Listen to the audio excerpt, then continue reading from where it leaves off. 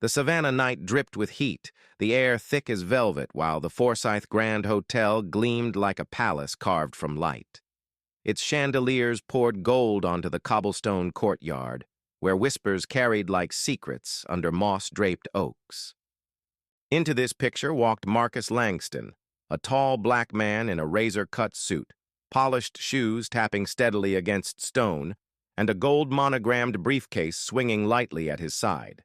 He looked like someone with purpose, but to Karen Whitaker, the hotel manager, he looked like someone out of place. She cut across the entrance with a sharp smile, snapped her fingers as if summoning a waiter, and said, "Service doors around back." Phones lifted at once. A hush fell. One guest whispered, "Did she just say that?" Lena Carter, 25, already had her Instagram live rolling, her caption burning across screens. Hotel manager humiliates black man at Forsyth Grand. Viewer numbers pulsed upward, 10, 50, 100, comments stacking faster than Lena could read. Marcus didn't blink. The Rolex on his wrist ticked toward 3 o'clock. His voice came low and precise, carrying weight. "I have a meeting in your Magnolia room," he said. Karen smirked, crossing her arms, nails catching the light as she pointed again to the staff-only sign. Her laugh was short and dismissive, like she already believed she'd won. The courtyard vibrated with tension. Guests shifted, torn between outrage and silence, while Spanish moss swayed like a curtain ready to fall. Marcus's briefcase glinted again, but this time, the light seemed to signal something bigger, something hidden. Lena's camera zoomed in, capturing the collision of arrogance and quiet power, and just when the crowd thought they understood the scene, Marcus leaned in and said 7 words that made Karen freeze, her confidence cracking in real time. What he said next will change everything. Marcus entered the Forsyth Grand with composed authority, quietly. His tailored charcoal suit fit perfectly, a white shirt shone, a navy silk tie lay precise, and his Rolex ticked toward a 3 p.m. board meeting in the Magnolia room. He was CEO of Apex Enterprises, a $10 million client, and his steady voice carried a generosity that did not perform. Savannah's riverfront sent salted breezes through revolving doors, and historic brick facades outside caught afternoon light like patient mirrors. Inside, brass rails gleamed, palms stirred conditioned air, and a fountain murmured under a chandelier's sparkle. Marcus crossed the lobby with an easy gait and stopped at the concierge, where Karen stood behind a screen as if policy were armor. She had misheard his name, bungled the confirmation code, and asked for a printed pass even while the booking glowed on her monitor. Marcus answered evenly, "Marcus Ellison, Apex Enterprises. Our board meets at 3. The Magnolia room is booked, under Apex and Peterson Hospitality Partners. Please call events or the regional director, Diane Peterson." Karen stiffened. "Sir, you are interrupting a workflow. Without a physical pass or an email displayed, you cannot proceed." He slid a card across the desk. "Judgment will resolve this. In seconds," he said. She recoiled from the card as if it were provocative and reached for the phone. "Security will verify your identity." Lena, visiting from Charlotte, had been streaming the lobby's chandeliers and palm planters for a small audience. Sensing friction, she pivoted, retitled the broadcast "Gatekeeping at the Forsyth," and narrated with bright restraint. "A well-dressed man says he's a CEO with a reserved room. The desk attendant disagrees." The viewer counter flickered to 200. Across town, Mrs. Evelyn Brooks, 70, retired civics teacher and longtime reader of coded situations, watched with disapproval and texted her activist grandson, Donovan. "Something off at the Forsyth," she wrote. "Come if you can." Karen spoke loudly in the lobby. "Tom, please come to the concierge. We have an individual refusing to cooperate." Marcus rested his folio on the counter. "I am cooperating," he said. "I am asking you to call events." "Do not raise your voice," she replied, though his voice had not moved. Tom arrived from a side corridor, sturdy, cordial, attentive. "Afternoon," he said. "What's happening?" "He claims a boardroom," Karen said. "Under a name I cannot confirm." Marcus addressed Tom directly. "I am Marcus Ellison. Apex Enterprises reserved the Magnolia Room months ago under Peterson Hospitality Partners. Diane Peterson is upstairs." Tom examined the folio, glanced at the Rolex, then considered Marcus's steady expression. "Let's call events," he suggested. Karen frowned.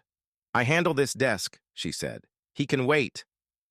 Lena kept streaming, careful not to obstruct. Her comments split between people insisting on procedure and people recognizing that courtesy is also a rule. Marcus pictured the walnut table upstairs, the water pitchers, the agendas aligned, and kept his tone level. "I will stand aside," he told Tom. "Please verify the booking." Tom nodded. Karen's smile tightened. "He will stand where I can see him." Through the doors, Savannah exhaled river air. Carriages rolled across worn brick, and tour guides rehearsed lesser histories. Upstairs, Diane Peterson reviewed notes and admired the Magnolia Room's crown molding and botanical prints, unaware of the stalemate downstairs. Mrs. Brooks arrived with Donovan, who set his canvas bag by a planter and observed without stepping forward. "Listen to the words," she whispered. "They will tell the story."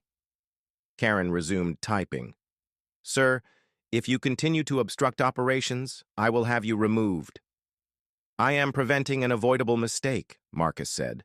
"Expensive for everyone." Tom's brow lifted. "I remember a charity gala in the courtyard," he said. "Jazz trio, scholarships, photographs by the fountain." "Apex hosted that gala," Marcus replied. "We funded the scholarships." Tom smiled slightly. "My niece received one." "Congratulations," Marcus said. Karen tapped harder. "Anecdotes do not prove access," she said. Mrs. Brooks addressed the desk calmly. "Credentials include memory and relationship," she observed. "Service is cumulative." Lena's viewers began to note Marcus's restraint. Two Apex directors exited the elevator, greeted their CEO, and turned to Karen. "Is the Magnolia Room ready?" Karen wavered. "We will reconfirm." Tom dialed events, read the reservation number aloud, and listened as a supervisor confirmed the space for Apex Enterprises under Peterson Hospitality Partners and added that Diane Peterson had requested escorts for arriving executives. Tom thanked them and ended the call. "They are expecting Mr. Ellison," he told Karen. The lobby released a breath. Karen flushed, then composed herself. Marcus spoke before resentment could gather. "Procedure matters," he said. "Judgment matters too." "We can talk later about both," she nodded. "Tom," Marcus added, "would you escort us upstairs?" "Absolutely," Tom said. The group crossed the lobby, passed the fountain, and entered the elevator. The city's air seemed to rise with them, fragrant with magnolia and brine. Numbers lit in sequence as the car climbed. When the doors opened, the Magnolia Room shone exactly as promised. A walnut table, agendas, name cards, crystal pitchers, and a centered arrangement of magnolia and fern. Diane turned from the window, surprise shifting into apology as Tom summarized events neutrally. "I am sorry," she told Marcus. "I should have sent someone earlier." "We are right on time," he said. He took his place, set the folio down, and felt the room steady. Below, Karen stood at the desk, the chandeliers throwing patient glitter onto a quieter lobby. Lena ended the stream with a reflection on listening and the public grace of private institutions. Across town, Mrs. Brooks returned to her peaches and texted Donovan, "Steadiness won, as it should." Savannah resumed its rhythm. Barges slid along the river, coach wheels whispered across brick, and storefront windows caught the afternoon's lengthening gold. Marcus began the meeting with the same calm tone. He laid out growth corridors, port expansions, training investments, and community partnerships designed to honor neighborhoods while improving throughput. He thanked the hotel for past service and stated that future business would depend on professionalism balanced with perspective. Tom lingered at the door, a quiet witness whose presence reminded everyone that authority can sound like help. The Rolex kept time, not urging, not forgiving, simply anchoring. Directors spoke, exchanged data, and confirmed commitments. Marcus listened, asked for clarity, and noted action items. Outside the windows, the river traveled east with unhurried certainty, a physical reminder that direction matters more than speed when the course is true. When the agenda concluded, he thanked Tom for the escort and asked Diane to pass on his appreciation to the events. He paused at the window, took one breath, and allowed satisfaction to register. In the lobby, Karen called events to request a debrief and added a note to the Apex reservation. Escort on arrival, confirm with courtesy. Not a scene, just a plan. Marcus joined his directors at the elevator afterward, shook Tom's hand, thanked Diane again, and returned to work. Lena posted a follow-up caption about grace under pressure. Mrs. Brooks savored a peach half and smiled at the taste. The Forsyth. Grand stood polished, historic, and a little wiser, as if the building itself had remembered what hospitality means. Karen's voice rose above the soft hum of the Forsyth Grand lobby, her hand slicing the air as if every gesture might summon invisible rules to her defense. A few guests paused near the fountain, their conversations tapering into whispers. Others drifted from the bar or elevators, curiosity piqued by her theatrics. The polished marble floor reflected anxious stares as the moment swelled into something heavier than a simple misunderstanding. Marcus, centered in composure, drew his phone from his jacket pocket with a single calm motion. The Rolex glinted as his thumb swiped, revealing a message from Jamal, his assistant. Boardroom ready, Magnolia Room confirmed, directors arriving now. The text, direct and certain, brought confirmation of order against Karen's chaotic performance. Yet when Karen noticed the device, her lips curled into a sneer sharp enough to cut through the murmurs. A phone? A staged screen? Anyone can fake a message these days. She tilted her chin, eyes darting at the forming audience, inviting their agreement. Props don't prove identity. Marcus regarded her without breaking rhythm, sliding the phone back into his pocket as if her words could not dislodge his certainty. Across the lobby, Lena lifted her phone higher. Her live stream viewer count leapt toward 500 comments, pouring faster than her eyes could track. "This is racism in 2025, one message flashed. Another typed, "How many times will dignity be questioned just for existing in a suit?" Reactions split, yet the energy coalesced into outrage against bias. The words scrolled in real time, creating a chorus that the chandelier light seemed almost to reflect. Mrs. Evelyn Brooks, standing steady near the potted palms, shook her head with deliberate clarity. Her years as a civics teacher carved lines of patience across her face, yet her voice carried thunder when she addressed Karen. "Shameful," she declared, each syllable measured, undeniable. "To dismiss a man with credentials, with calm proof, before the eyes of your community, this is what corrodes trust. You embarrass not only him, but yourself and every institution tied to this building." Her words snapped the air taut. A hush rippled through the gathering, as if even the fountain paused mid-bubble. Tom, the guard, shifted his weight uneasily. His training told him to follow procedure, but his instincts warned that Karen's performance was pushing them toward disaster. His eyes flickered between Marcus's calm and Karen's indignation, torn between policy and conscience. Sweat dotted his brow, though the air was cool. He half extended a hand toward Karen, half toward Marcus, uncertain where allegiance should fall. Upstairs, Diane Peterson, regional director, adjusted papers in preparation for the Magnolia meeting. Her phone buzzed with relentless pings. Notifications stacked one after another. Forsyth racism trending across multiple platforms. Lena's live stream being shared, snippets clipped, commentary flooding timelines. Diane's pulse quickened as she scrolled the words bias, humiliation, unfair judgment. She realized this was no minor customer service dispute. It was a reputational wildfire, already escaping the confines of the lobby. Back below, Marcus placed his folio on the counter with deliberate grace, flipping open the brass clasp.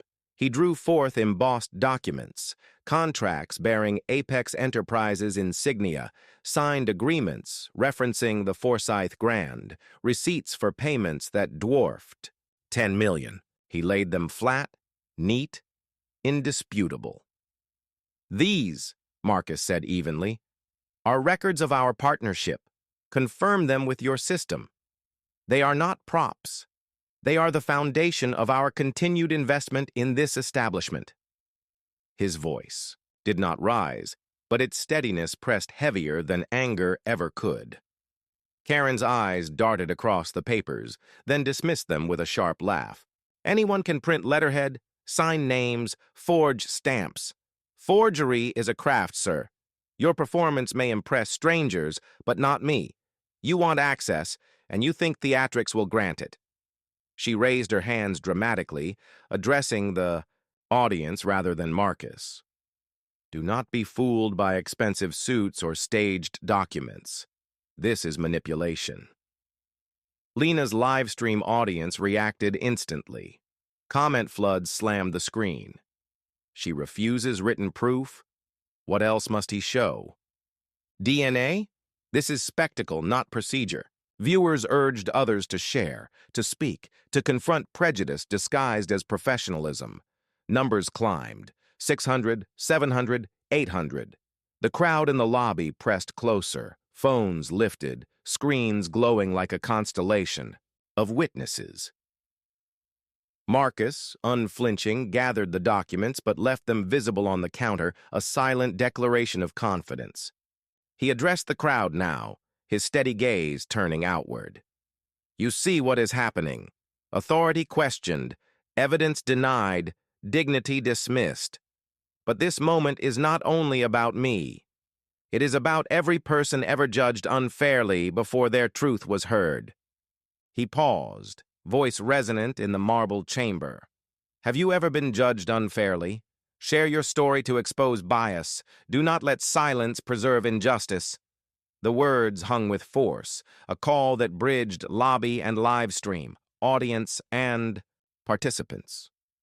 Mrs. Brooks nodded firmly, eyes bright with memory of marches and classrooms where she had urged students to resist quiet erasure. Donovan, her grandson, tapped his phone, posting Marcus's words instantly, encouraging followers to respond. Comments multiplied, testimonies pouring from strangers recounting interviews lost, promotions denied, assumptions made, respect withheld. The hashtag surged faster, a current impossible to contain. Tom's hesitation deepened, but so did his resolve. He cleared his throat. Karen, he said carefully, procedures are written to serve truth, not obstruct it. We have confirmation. Upstairs. We have recognition from the staff. We have identification and documentation. At some point, disbelief ceases to be caution and becomes hostility. I cannot stand by that. His words, though measured, drew quiet applause from scattered onlookers. Karen's face tightened, anger shading into something brittle. You undermine protocol, she snapped. You must protect this establishment, not indulge charades. But the words lacked weight against the cascade of evidence, the clarity of Marcus's demeanor, the swelling crowd's judgment. Meanwhile, Diane hurried down from the Magnolia room, her heels clicking in sharp urgency across the stairwell landing. She emerged into the lobby, eyes sweeping the crowd, recognizing the disaster before her.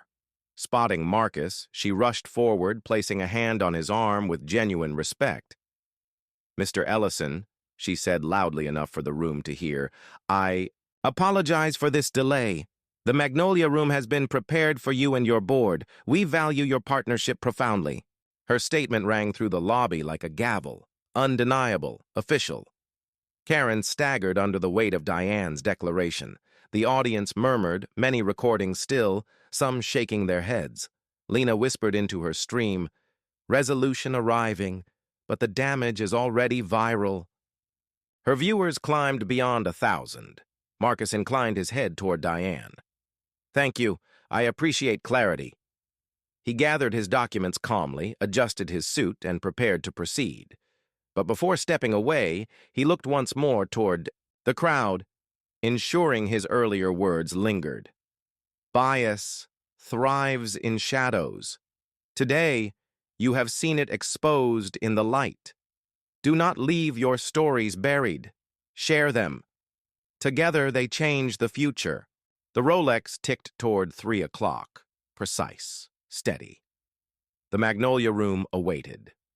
The board would convene.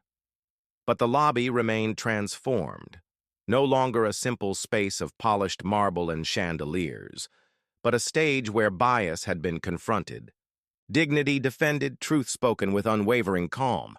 The crowd slowly dispersed. But their phones carried the story outward into feeds and timelines, into conversations across Savannah and beyond.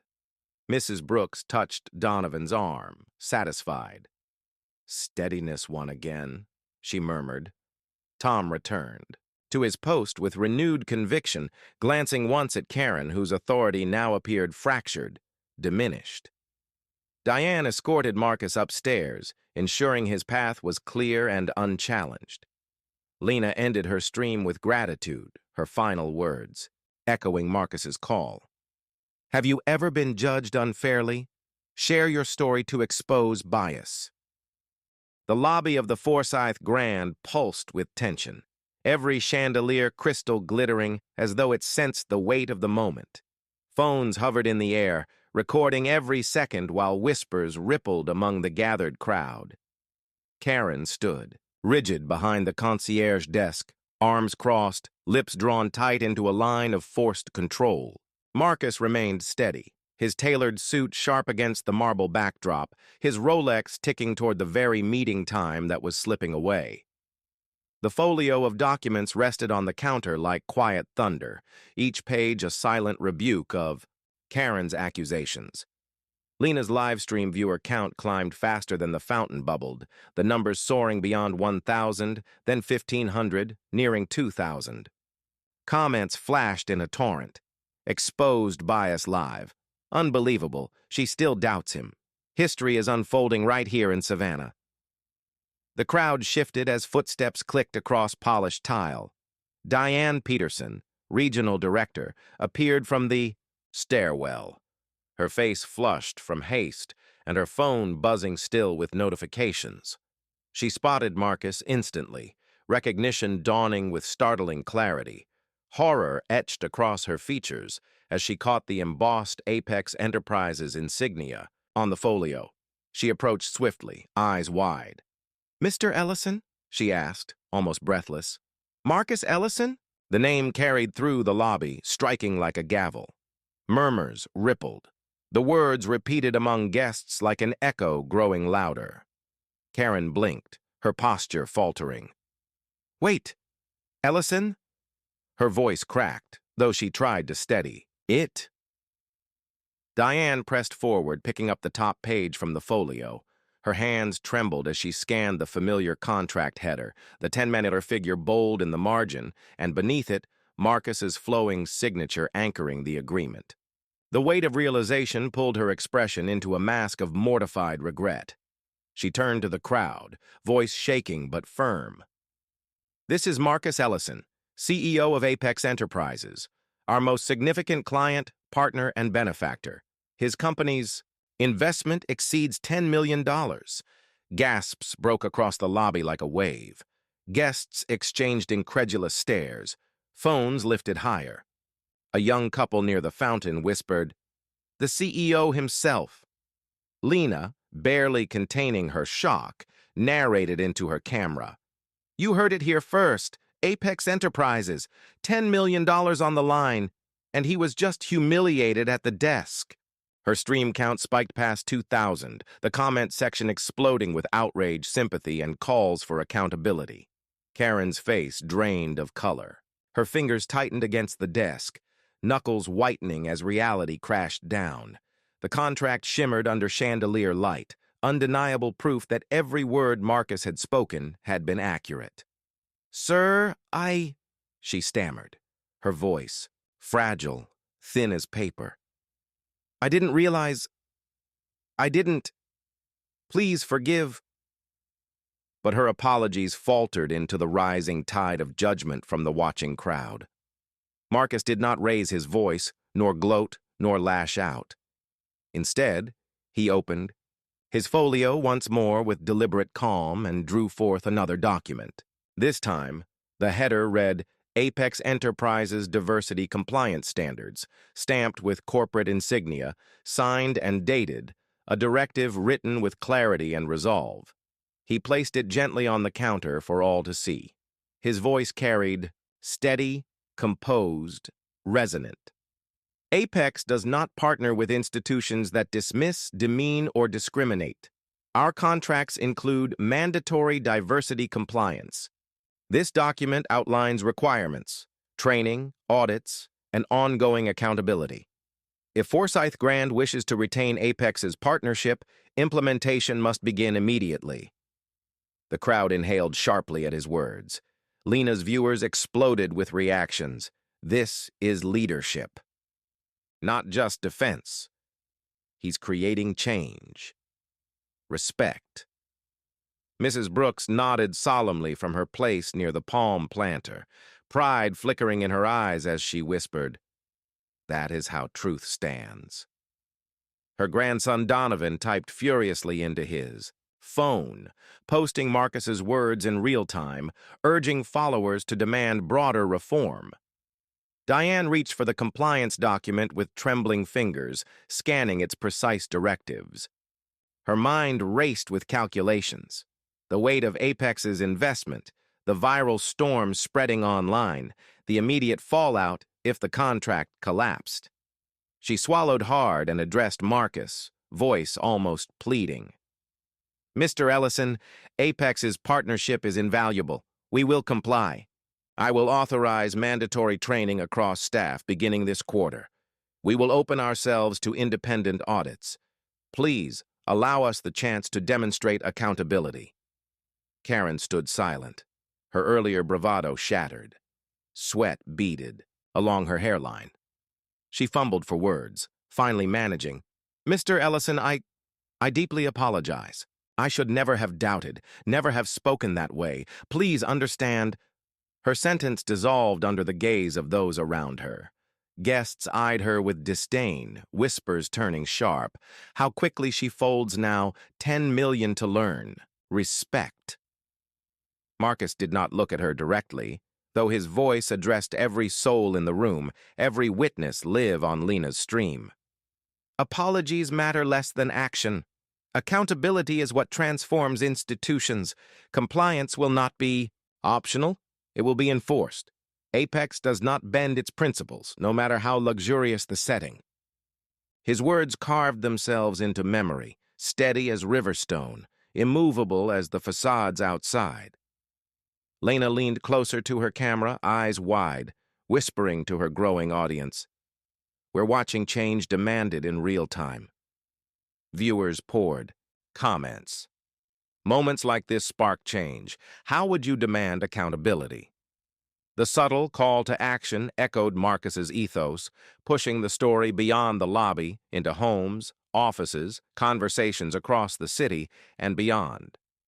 The hashtag #DaForsythRacism surged, joined now by #Demand Accountability. Diane, scrambling to preserve what she could, clasped Marcus's hand with contrition. We will sign the addenda immediately. I will send written confirmation before the end of the day. Please trust we will correct this failure. Her voice broke slightly, sincerity puncturing the polish of her corporate cadence. Marcus inclined his head, collected the documents into his folio, and fastened the clasp. His composure remained flawless, though the steel in his words left no room for misinterpretation. See that you do. Accountability is not a favor to me. It is a responsibility to every guest, every employee, every future partner who trusts your doors will welcome them with respect. The crowd stirred with a low rumble of agreement. Some clapped softly, others murmured affirmations. Phones captured every second, broadcasting to thousands more than stood present. Karen lowered her gaze, her authority fractured, her role now reduced to silence beneath the weight of truth. Tom, the guard, straightened his posture, pride flickering in his eyes as if he, too, found redemption in Marcus's calm assertion of justice.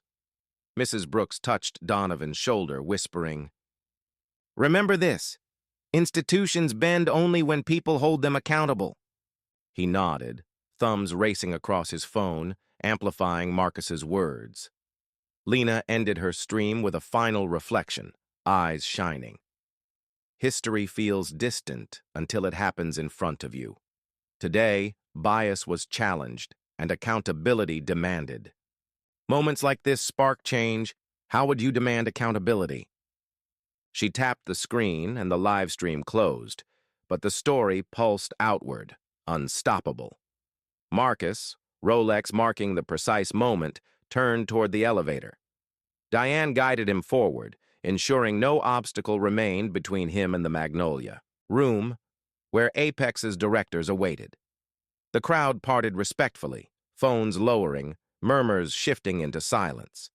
He stepped into the elevator, suit immaculate, posture unbroken, presence radiating authority earned through steadiness, not spectacle. The doors slid closed, but the lobby remained transformed. Whispers of reform lingered beneath the chandeliers, murmurs of accountability echoed through the marble, and the Forsyth Grand stood changed, its reputation scarred yet salvaged by one man's calm refusal to bend beneath injustice. Outside, Savannah's riverfront breeze curled against the historic brick, carrying with it the weight of a story retold and retweeted, reshaping expectation one voice at a time. The marble lobby of the Forsyth Grand settled into a heavy silence after the storm of revelation, but Marcus understood silence was only a pause before accountability.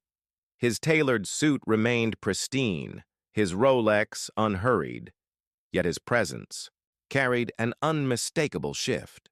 Authority was no longer questioned, it was established.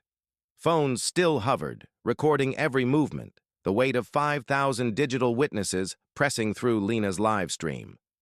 Karen stood rigid behind the concierge desk, her face pale, voice caught in her throat, the earlier defiance dissolved into brittle fragility. Diane stood beside Marcus, clutching a pen and folder, her expression tight with recognition that survival of the contract depended entirely on compliance with his following words. Marcus opened his folio one final time, his steady hand placing a fresh set of documents across the polished counter. The embossed header read Apex Enterprises Compliance Addendum. He spoke with the calm precision of a leader accustomed to boardrooms, yet determined to make this lobby a classroom. These are non-negotiable terms. Forsyth Grand will institute mandatory bias training across every department, beginning immediately. Training will not be symbolic but measured, tracked through diversity metrics reported quarterly. Every guest deserves dignity, and Apex requires assurance that measurable improvement will be achieved. He paused, letting the gravity of each word echo through marble and glass, then turned his gaze squarely on Karen. Furthermore, direct accountability must be personal. Ms. Karen will enter a 90-day immersion program. She will shadow employees from diverse backgrounds, not as punishment but as an educational experience. She will listen, learn, and reflect. Only by walking alongside others can understanding root itself in action. Gasps rippled through the crowd. Some guests exchanged, looks of disbelief at the boldness of his condition. Phones rose higher, capturing Karen's stunned face as she gripped the edge of the desk, her earlier authority stripped bare. Murmurs stirred. He turned humiliation into transformation. This is how power should be used.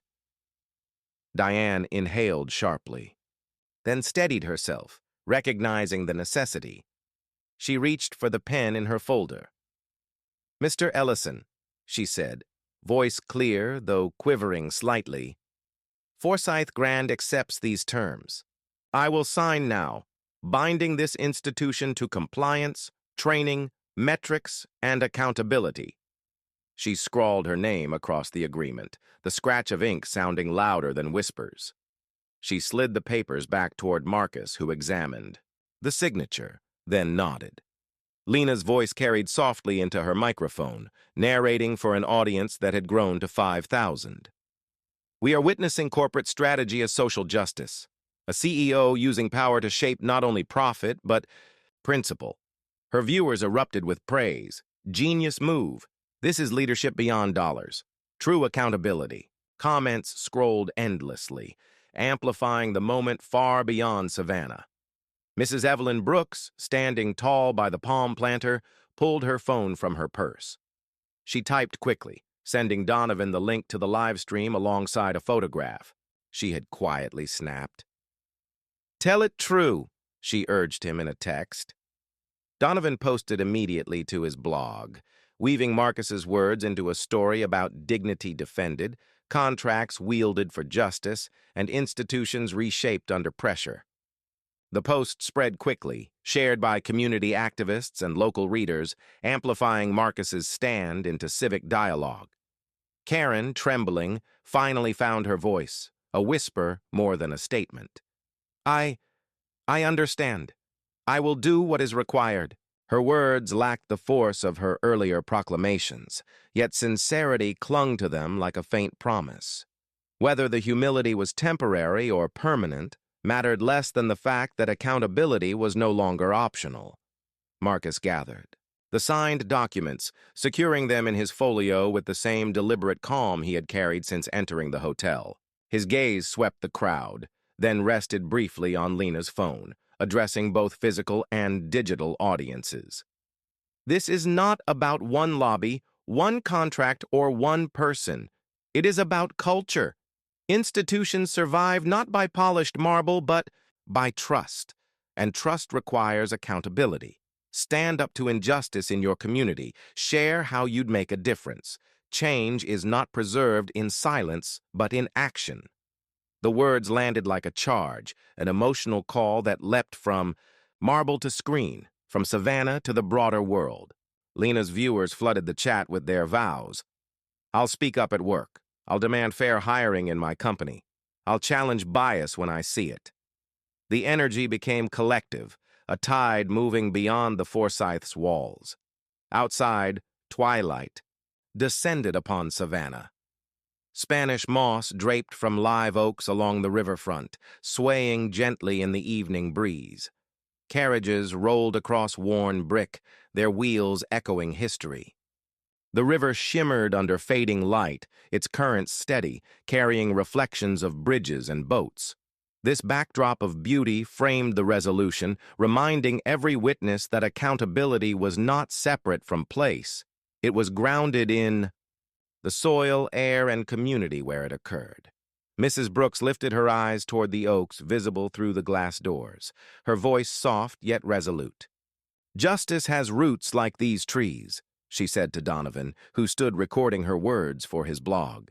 "It grows stronger when nourished by action, when guarded by those willing to stand tall." Donovan nodded, typing quickly, ensuring her wisdom would reach an audience far beyond the lobby. Diane clasped her folder to her chest, relief mingling with the weight of responsibility. She knew Apex's conditions would not be easy, but compliance was now survival. "We will begin immediately," she told Marcus. "Training will start tomorrow. Reports will be transparent. This will not remain words on paper," Marcus offered. a nod of acknowledgement, neither gloating nor softening. His calm authority carried more permanence than any flourish could. "See that it is so," he replied. Tom, the guard, stepped forward, his earlier hesitation now replaced with conviction.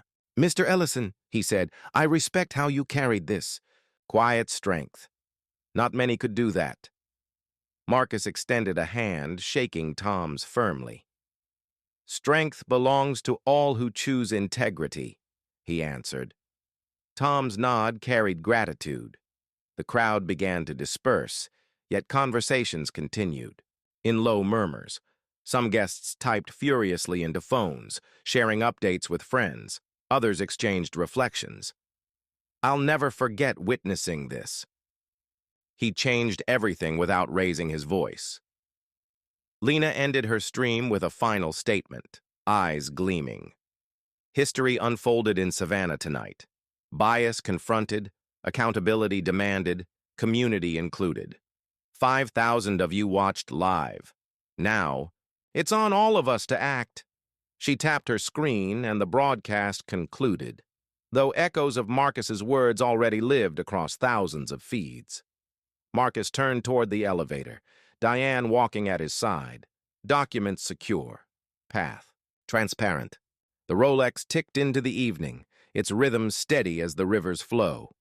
When the doors closed behind him, the lobby remained altered, not merely by spectacle, but by the imprint of justice insisted upon.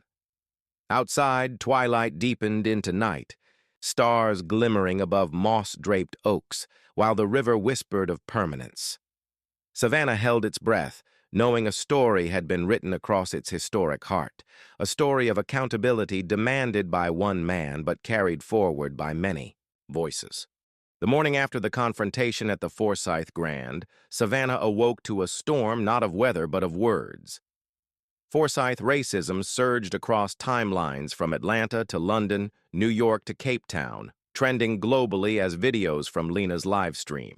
Ricocheted through feeds, stitched into commentary, debated on podcasts, and dissected on panels. What began as a lobby incident now pulsed as a cultural reckoning. News tickers scrolled across financial channels. Forsyth Grand Hospitality Group.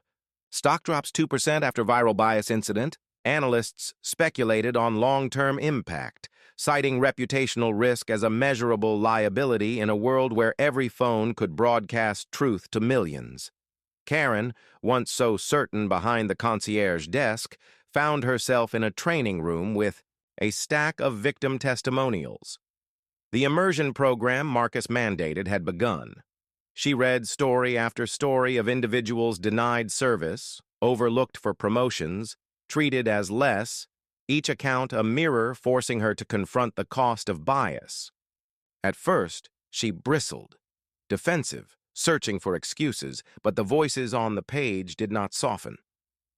They spoke of humiliation, of doors closed, of talent dismissed. Slowly, her posture shifted.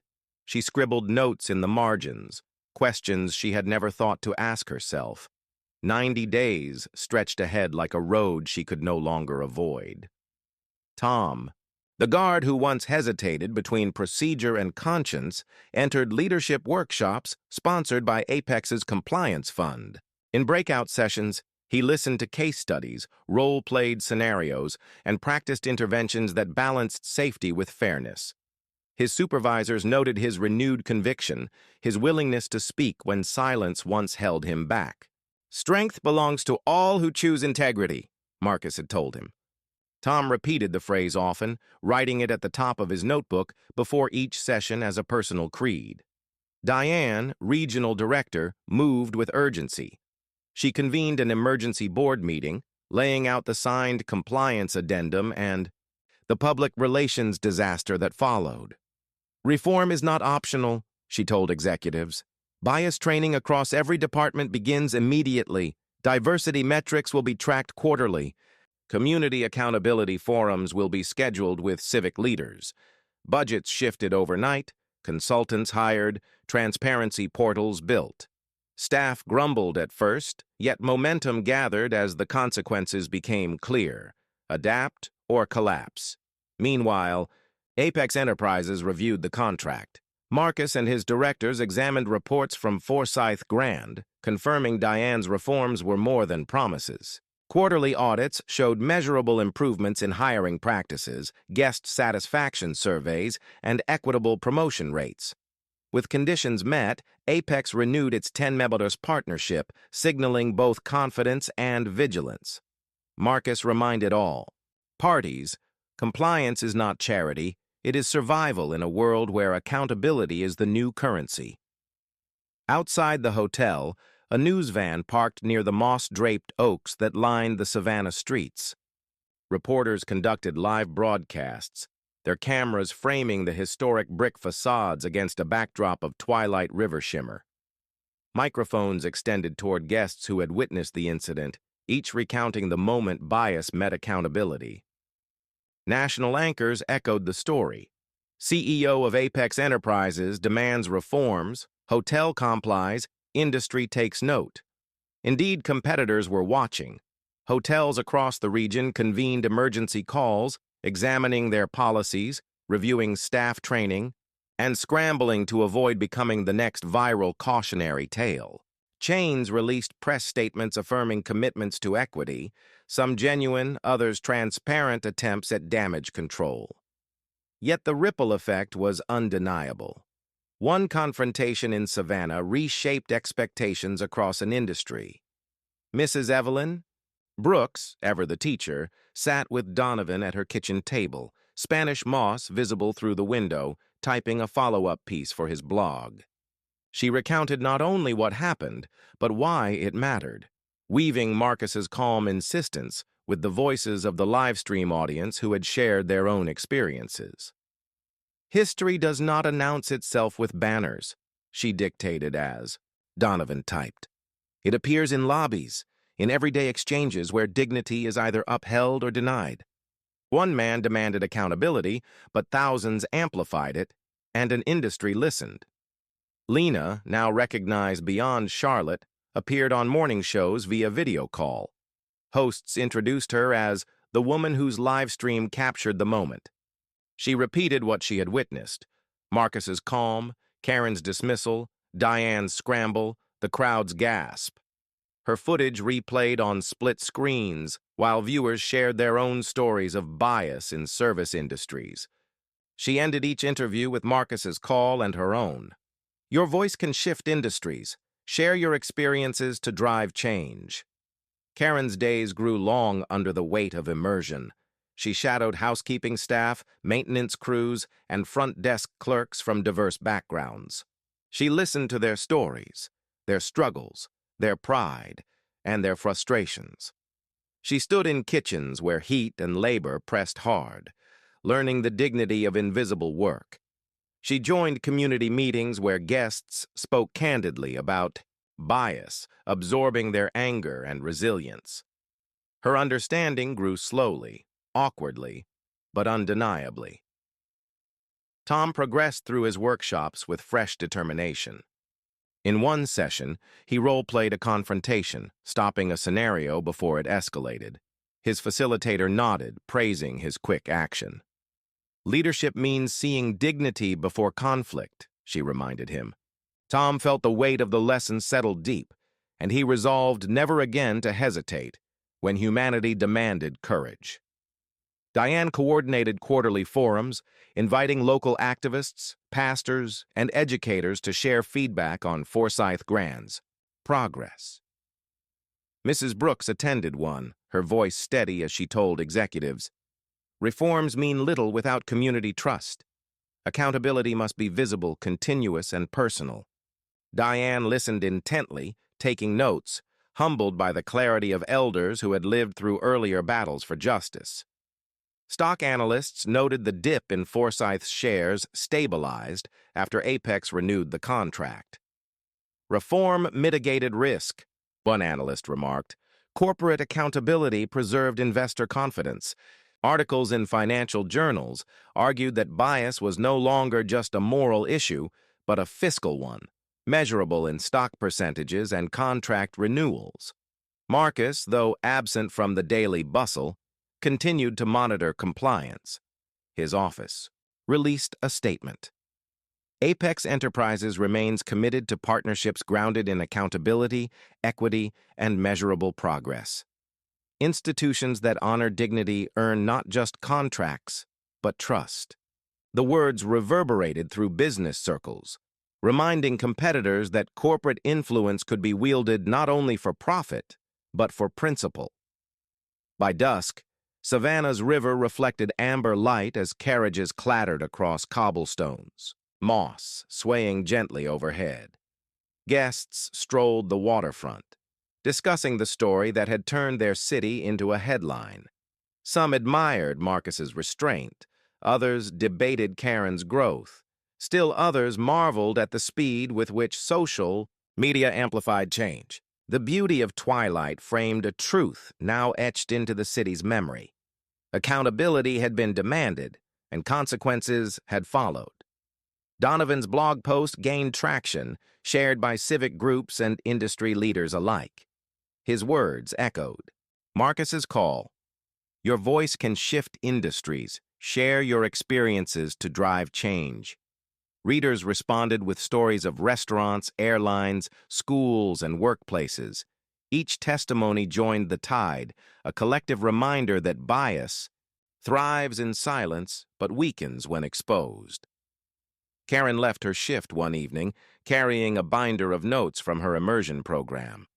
She paused beneath an oak heavy with moss, reflecting on lessons she never thought she'd face. Tom exited beside her, fresh from another workshop, his step lighter with conviction. "Hard days," he said. Karen nodded, finally without defensiveness. "Necessary days," she admitted. Inside the hotel, Diane reviewed progress reports, ensuring reforms continued beyond the initial shock. She signed approvals for new training modules, community outreach programs, and transparent reporting systems. The Forsyth Grand, scarred yet evolving, became a case study in how institutions could stumble, learn, and change. The lobby, once the stage of humiliation, now carried a different resonance. Guests passed through with the assurance that something had shifted, that their dignity mattered more tangibly than before. Chandeliers glittered still, but beneath their light lingered the memory of a CEO who refused to bend, a live stream that amplified truth, and a community that demanded accountability. 3 months had passed since the confrontation that reshaped the Forsyth Grand, and Savannah moved through spring with azaleas bursting across squares, their blossoms painting corners of the city with renewal. Spanish moss swayed from towering oaks, shading cobblestone paths where carriages rolled steadily past fountains and benches. Yet amid the timeless beauty, the hotel itself reflected change no tourist brochure could have captured. Guest satisfaction surveys revealed a 20% increase, a measurable sign that the institution once scarred by scandal was learning accountability could not only restore dignity but strengthen business. Karen stood at the front of a training room, not behind the polished concierge desk where her voice had once faltered. She wore a crisp blazer, her tone clear yet humble as she addressed a group of managers. On the screen behind her glowed slides detailing diversity compliance standards, strategies for resolving conflict with fairness, and stories drawn from her 90-day immersion. She recounted lessons from shadowing housekeeping staff, listening to maintenance crews, and sitting with community leaders. Each story carried vulnerability, acknowledging mistakes without excuses. Managers leaned forward, pens scratching across, notebooks realizing this was not abstract theory but a lived transformation. Karen had become a teacher of the very principles she once dismissed, her journey a testimony to growth when accountability is embraced. Lena, once an ordinary traveler with a phone and a knack for observation, had seen her live stream transform into a movement. Her follower count swelled, her content evolving from casual updates to focused advocacy. She recorded short clips on corporate accountability, shared interviews with activists, and offered strategies for individuals confronting bias in daily life. Brands reached out for partnerships, yet she refused anything that diluted her message. Viewers began calling her a social justice influencer, though she preferred the term witness. Her mantra echoed Marcus's calm insistence. Dignity defended must be dignity demanded everywhere. She traveled to conferences, spoke on panels, and taught audiences how ordinary voices could spark extraordinary change. Mrs. Evelyn Brooks's grandson, Donovan, watched his blog posts soar beyond anything he had written before. What began as a local reflection on one incident in Savannah became a viral manifesto. Shared by activists, educators, and journalists, the post resonated with a world hungry for stories of bias confronted with integrity. National outlets quoted his words, and community leaders invited him to workshops where young voices shaped civic action. He balanced humility with energy, crediting his grandmother's wisdom for every insight. She sat beside him as he typed follow-ups, her presence grounding his passion. Together, they nurtured a platform that grew beyond commentary into advocacy, amplifying voices long unheard. Meanwhile, Marcus's standards did not remain confined to Forsyth Grand. Apex Enterprises leveraged its contracts with hotels across the country, requiring diversity compliance clauses in every agreement. Within 3 months, 15 hotel chains adopted Apex's dignity standards, embedding mandatory bias training, diversity metrics, and community accountability into operations. Executives, once hesitant to alter practices, now recognize reform not as a burden, but as an expectation. Industry journals featured Marcus on their covers, headlines reading, "CEO turns contracts into change and hospitality, redefined by accountability." Yet Marcus himself remained measured, reminding colleagues, leadership is not wielded through spectacle but through standards that endure. Inside Forsyth Grand, reforms blossomed tangibly. Staff spoke of clearer pathways to promotion, fairer evaluations, and open channels for grievances. Guests noticed not only improved service, but a culture of attentiveness that transcended routine. Politeness. A mother visiting from Chicago commented on her survey, "Respect felt real, not rehearsed." Another traveler from London wrote, "This hotel listens." Such feedback fueled the 20% rise in satisfaction scores, proof that accountability could be measured in smiles as much as spreadsheets. Karen's transformation became symbolic. She mentored junior managers, reminding them that bias, unchecked, could undo reputations and careers, but accountability could rebuild trust. "I was the cautionary tale," she confessed in one training. "Now I choose to be part of the solution." Her humility inspired colleagues, many of whom admitted privately they too had carried unexamined assumptions. Under her guidance, they confronted them, practiced empathy, and learned the discipline of listening before dismissing. Lena's rise expanded beyond screens. She organized community dialogues in cities she visited, partnering with activists to host events titled Witness to Change. Crowds gathered in auditoriums and libraries, sharing stories of injustice and strategies for transformation. Her influence reached younger audiences, especially those who saw in her not a celebrity, but an ordinary person who had raised a phone at the right moment and refused to lower it until the truth was heard. Her tagline spread across shirts and posters, "Witness, Share, Change." Donovan's blog grew into a platform for guest contributors, publishing narratives from hotel staff, flight attendants, teachers, and clerks, each exposing bias and resilience. His readership expanded into tens of thousands, and his grandmother's quotes became recurring features, grounding digital urgency in the wisdom of lived experience. "Justice is patience with teeth," she told him once, and he used it as a headline. He credited her in every interview, her quiet authority shaping the direction of his advocacy. Marcus continued his work with steady focus. In quarterly reports, Apex highlighted not only financial growth, but also social impact. Metrics tracked the implementation of diversity standards, showcasing measurable improvements in equity across partner institutions. Investors applauded, noting that social responsibility translated into loyalty, reputation, and sustainable profit. Marcus remained unswayed by praise, stating in interviews, "We do not celebrate accountability. We expect it. Celebration comes when bias is not newsworthy because it no longer exists." Savannah itself mirrored renewal.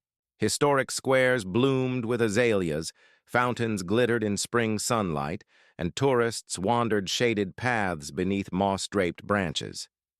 Yet locals felt a more profound shift, a sense of pride that their city had become the backdrop for transformation.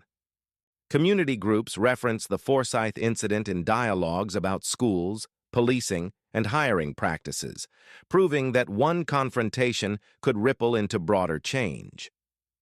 Within the hotel, Diane monitored quarterly metrics with precision. She walked the halls more often, not as a distant executive, but as a present leader, greeting staff, listening to guests, and ensuring reforms took root.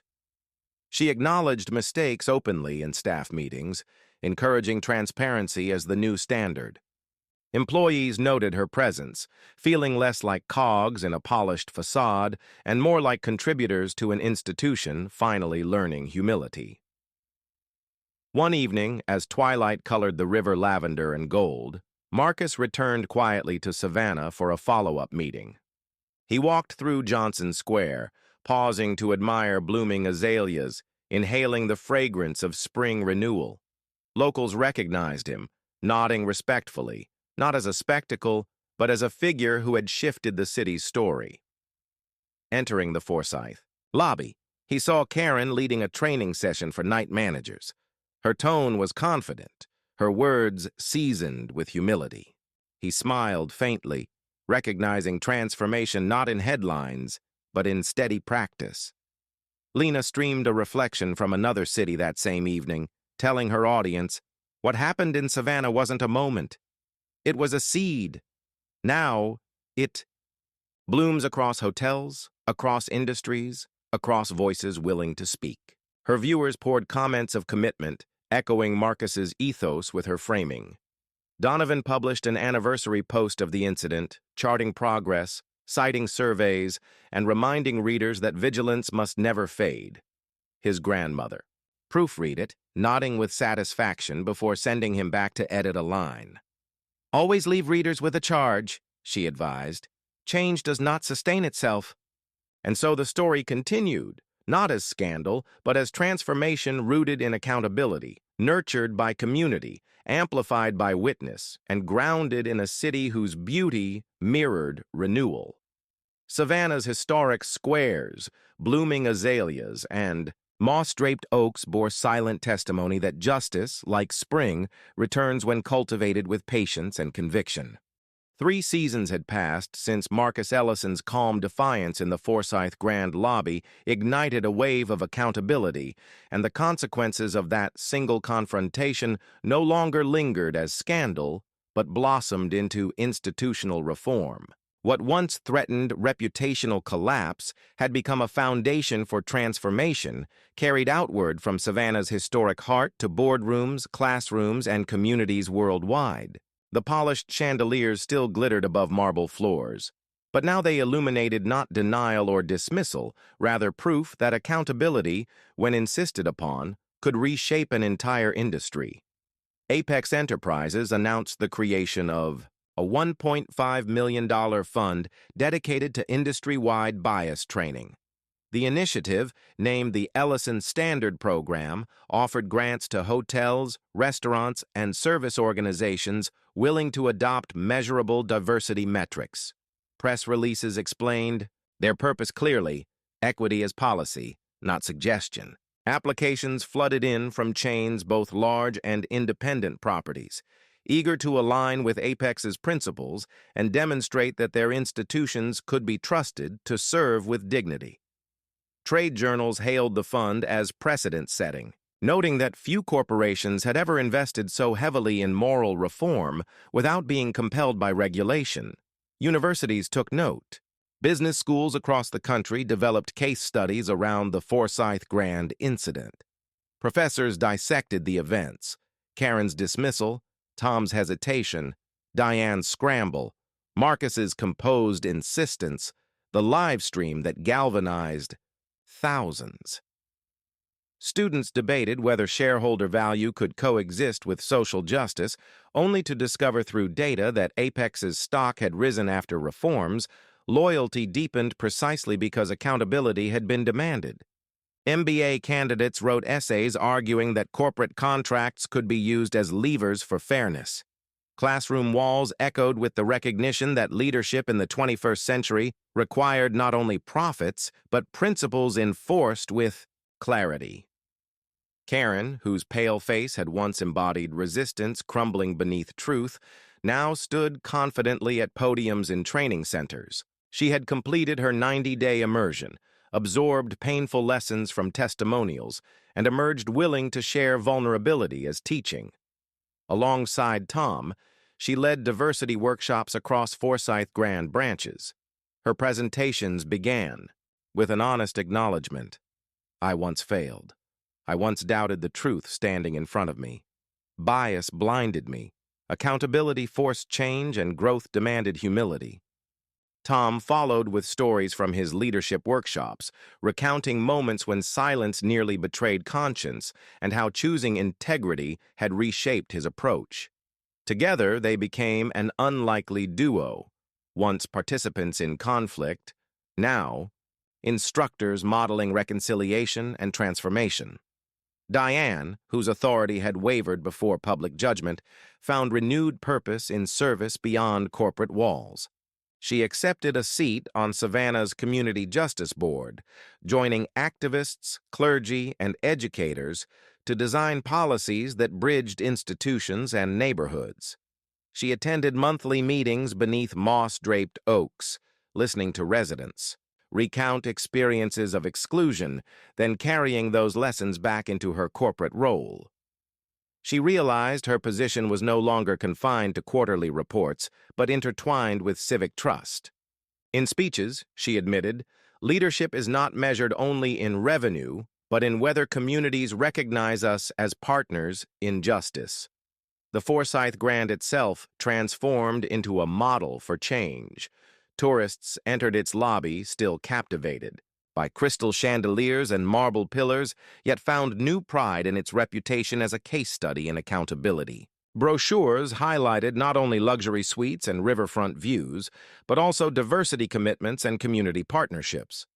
Residents, once skeptical, now pointed to the hotel as proof that reform was possible when institutions listened. Guest satisfaction remained elevated, not because amenities had altered drastically, but because dignity infused every interaction, from check-in to check-out. Savannah's backdrop amplified the symbolism. Azaleas bloomed across squares in bursts of pink and white, their petals scattering across cobblestones as tourists walked by, reading about the hotel's story in travel magazines. Spanish moss swayed above benches where elders recalled earlier struggles for civil rights, recognizing in Marcus's insistence echoes of movements that demanded recognition decades before. Riverboats glided under twilight skies, their reflections shimmering alongside new conversations about justice woven into tours once confined to architecture and history. The city's charm no longer rested only in aesthetics, but in the narrative. That accountability had found a home there. News coverage did not fade. A year after the incident, major outlets revisited the Forsyth Grand, filming segments about its transformation. Cameras followed Karen and Tom during workshops, capturing their candid exchanges with staff. Reporters interviewed Diane at community meetings, highlighting her transition from corporate executive to civic advocate. Analysts reported on Apex's $1.5 million fund, detailing how over 40 hotels had already adopted compliance measures supported by the program. Headlines shifted from scandal to renewal, from bias to benchmark, how a Savannah hotel set industry standards. Marcus himself remained steady, declining interviews that sought to elevate him into celebrity. Instead, he released statements emphasizing, collective responsibility. This was never about one man's dignity. It was about systemic accountability. Institutions must understand that fairness is not negotiable. Our fund is not a charity. It is an investment in trust. His words circulated widely, quoted in journals, engraved into PowerPoint slides in classrooms, and referenced at hospitality conferences from New Orleans to Singapore.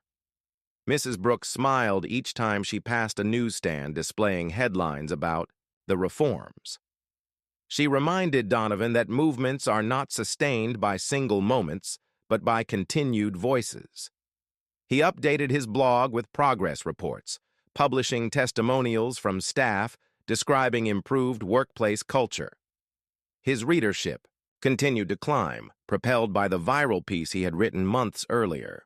Comment sections filled with readers recounting their own experiences in service industries, echoing the ripple Marcus had sparked. One afternoon, Donovan joined his grandmother under the shade of an oak in Johnson Square. He read aloud a message from a hotel worker in Denver who had been inspired to challenge discriminatory practices at her property after reading his blog. Mrs. Brooks nodded, her eyes bright. "See," she said softly, "your words planted seeds far from here.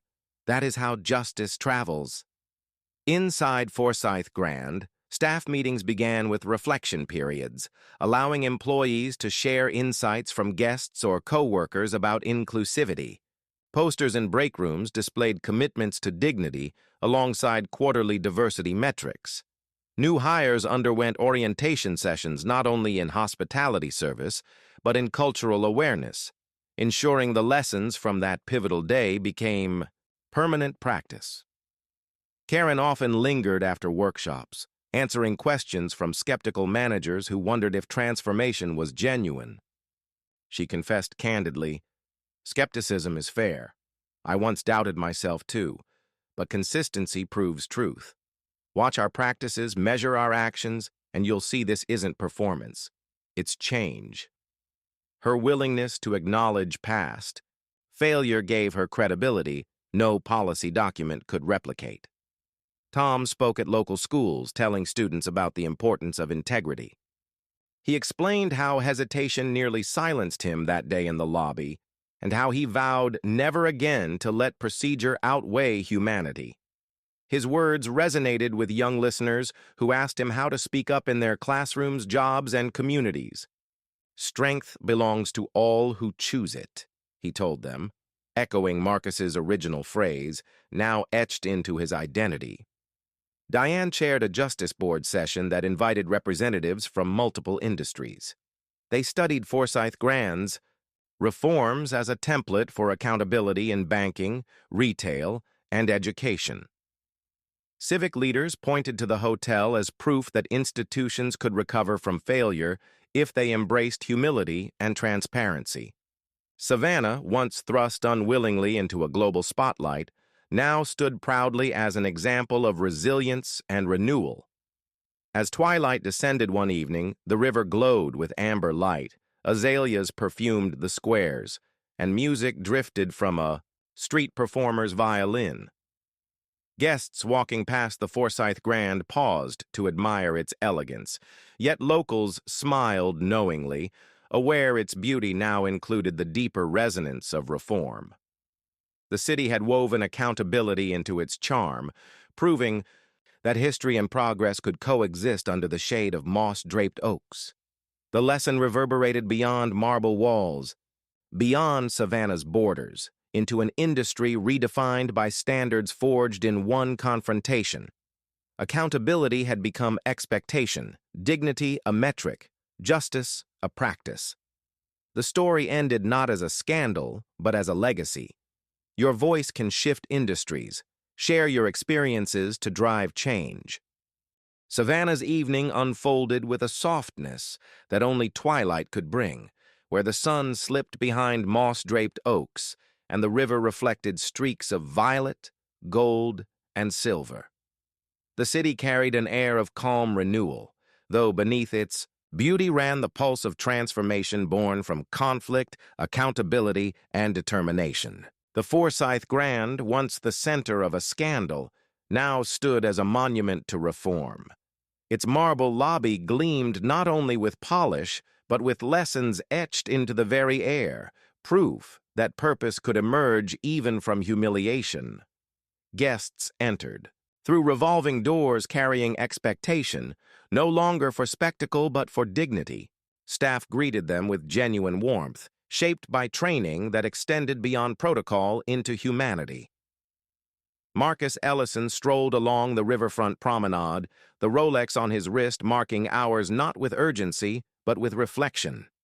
Carriages rolled across cobblestones nearby, tourists snapping photographs of blooming azaleas that colored Savannah squares like paint strokes across a living canvas. The CEO of Apex Enterprises, once dismissed in that lobby, carried himself as he always had, with quiet authority, an aura of composure that required no theatrics. Yet tonight, away from boardrooms and contracts, his thoughts stretched beyond numbers. He considered the ripple that began with one confrontation, and now touched lives far beyond the city's boundaries. The Forsyth Grand had transformed in measurable ways. Guest satisfaction soared, staff engagement strengthened, and compliance programs became part of the daily rhythm. Karen, once frozen in bias, trained managers with humility. Tom, the hesitant guard, emerged as a mentor in leadership circles, reminding others to balance safety with fairness. Diane, the director, expanded her voice on community justice boards, bridging institutions with neighborhoods. Each figure, once caught in conflict, now embodies transformation. Their journeys reminded Marcus that purpose mattered more than punishment. Industry-wide, change continued as Apex's standards spread. 15 hotel chains adopted compliance policies, reinforced by a $1.5 million training fund. Universities wrote case studies, classrooms debated his calm insistence, and students learned that leadership meant more than quarterly profits. Lena, whose live stream once captured bias raw and unfiltered, evolved into a social justice influencer, teaching thousands that witnessing itself was power. Donovan's blog expanded into a platform, hosting voices from across industries, each story amplifying the truth that dignity must never be negotiable. Savannah, with its layered history, felt the shift too. Community groups cited the Forsyth. Transformation during forums on schools and policing, proof that accountability could ripple outward. Moss hung low over benches where elders whispered to children about marches long past, connecting old struggles to new victories. The city's timeless charm became the backdrop for a lesson that history was not a relic, but a present reality, written in the choices of leaders who refused to bend to silence. As Marcus paused near Johnson Square, he rested a hand on the back of a bench, gazing at azaleas glowing in the last threads of daylight. He thought of the crowd that once gasped as Diane revealed his title, the pale fear on Karen's face as truth was unveiled, the collective murmur as accountability was demanded. He remembered his own words. Apologies matter less than action. That principle remained his guide, for anger could ignite, but purpose sustained. He had chosen restraint over fury, insistence over spectacle, and in doing so created reform with permanence. The Rolex ticked softly, steady as the current sliding beneath bridges. He inhaled the evening air, scented faintly with river salt and blooming flowers, and allowed himself a quiet smile. For all the tension, for all the headlines, the most enduring legacy was not scandal, but the standards written afterward. His calm insistence had sparked a movement, proving dignity could be defended without rage. Purpose outweighed anger, and action reshaped an industry. Phones buzzed across the world still, as stories circulated online. Karen leading workshops, Tom speaking in schools, Diane collaborating with activists, Lena advocating through broadcasts, Donovan publishing voices of workers once silenced. Each narrative carried a fragment of that first lobby moment, each testimony proof that one refusal to accept humiliation had blossomed into collective transformation. The Forsyth Grand, standing illuminated beneath chandeliers, was no longer just a hotel, but a model for reform. Marcus reflected on the fragility of silence. Had he chosen anger without clarity, the confrontation might have ended as a spectacle rather than a precedent. Had he yielded to humiliation, bias might have triumphed, unchallenged. But he had chosen purpose, wielding contracts and compliance not to punish, but to reform. That decision resonated with thousands, no, millions, who had seen themselves in his calm resistance. The twilight deepened, shadows lengthening across cobblestones, lanterns flickering to life along the streets. Marcus turned toward the hotel, but before entering he paused, allowing his voice to carry softly into the evening air. Words meant not only for those nearby, but for every witness who had followed the journey from humiliation to resolution. "Purpose must always outweigh anger," he whispered, a reflection as much for himself as for the world. And so the story closed not in bitterness, but in invitation. To every reader, every viewer, every witness, the call remained. Have you faced bias? Share your story below. Subscribe to Unity Stories for real-life accounts of courage and change. Hit the notification bell to join our movement. Together, we're rewriting the future.